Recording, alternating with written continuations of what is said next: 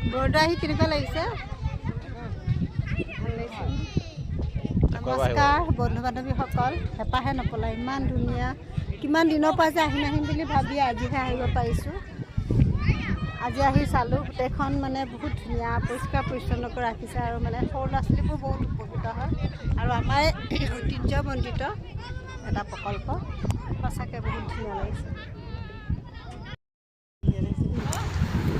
মই সেই সিংহাসনৰ ফটোখনৰ সৈতে মই এটা ভিডিঅ' কৰিলোঁ। মই আৰু আপোনালোকক এতিয়া লগতে শ্ৰীকৃষ্ণৰ যি দশ অৱতাৰ তাত সুন্দৰকৈ অংকিত কৰা হৈছে। চাওকচোন ইমান ধুনীয়াকৈ বনাইছে, আৰু যিজনে বনাইছে সঁচাকৈ ক'বলগীয়া দেই। তেওঁলোকৰ হাতৰ মহিমা, তেওঁলোকে ইমান সুন্দৰকৈ ভাস্কৰ্য বনাইছে সঁচাকৈ। আৰু শুনিবলৈ পাইছোঁ এই মূৰ্তিকেইজনা যিকেইজনে বনাইছে গোটেইকেইজন ইছলাম সম্প্ৰদায়ৰ লোক, কিন্তু ইছলাম সম্প্ৰদায়ৰ লোক হৈও তেওঁলোকে আমাৰ অসমীয়া সংস্কৃতিৰ সেই ঐতিহ্যমণ্ডিত আমাৰ যি ধৰ্ম পৰম্পৰা, যি আমাৰ ভগৱানৰ অৱতাৰকেইজনৰ ভিডিঅ' ইমান সুন্দৰকৈ অংকিত কৰিছে, সঁচাকৈ আমি খুবেই ভাল লাগিছে।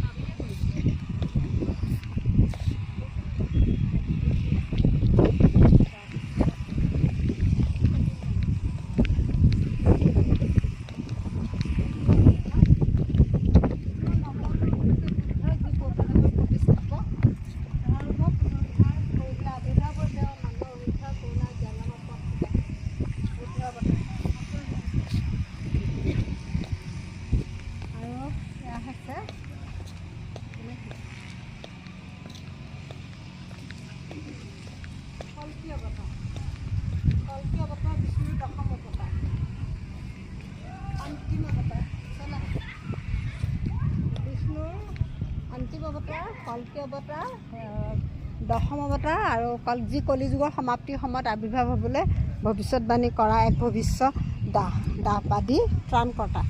বগা ঘোঁৰাত উঠি এক জ্বলন্ত তৰোৱাল ধাৰণ কৰি কল্কিয়ে দুষ্টক ধ্বংস কৰিব, ধৰ্ম পুনৰুদ্ধাৰ কৰিব আৰু ধাৰ্মিকতাৰ এক নতুন যুগৰ সূচনা কৰিব। এই অৱতাৰ আশা নবীকৰণৰ ঐশ্বৰিক ন্যায়ৰ প্ৰতীক।